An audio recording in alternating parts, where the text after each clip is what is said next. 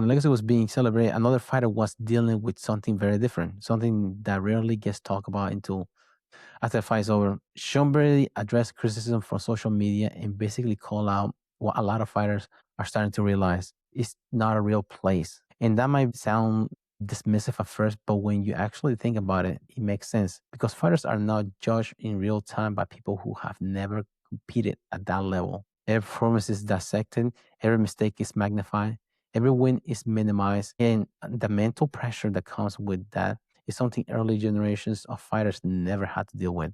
So when Brady says it's not real life, what he's really saying is it's not in the cage.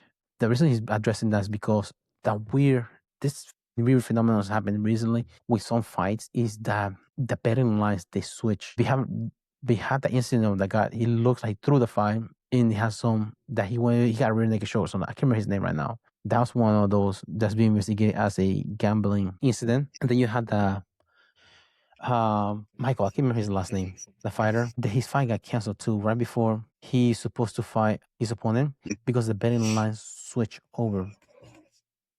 Because he was something suspicious about it. That fight, Michael Johnson, that's what his name. His fight got canceled because of the betting line switch right before the fight. Now the same thing happened with Sean Brady. He was a favorite, but then he became an underdog right before his fight.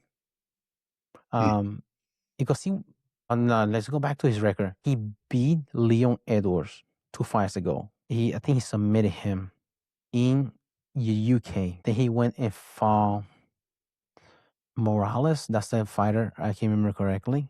And he lost in the first round. He got beat. I don't know if that has something to do with the betting lines. They took in consideration that maybe he's not as consistent fighter. That might happen that he might not be a favorite. So the betting line, I don't know how these people come up with those numbers for betting lines. Yeah, I have no idea. He looks like Marco Morales. He got TKO in the first round, 3 minutes, 27 seconds. But think about it. For example, he just said he doesn't follow those betting lines because, I mean, it's legal for them to bet. So what's the point of looking at those lines? Right. You're not able to bet anyways. But he look at that, he know about it. So it is weird that those betting lines are real time affecting fights for happening. That is a new dynamic. Yeah, I feel like that can't, I don't know.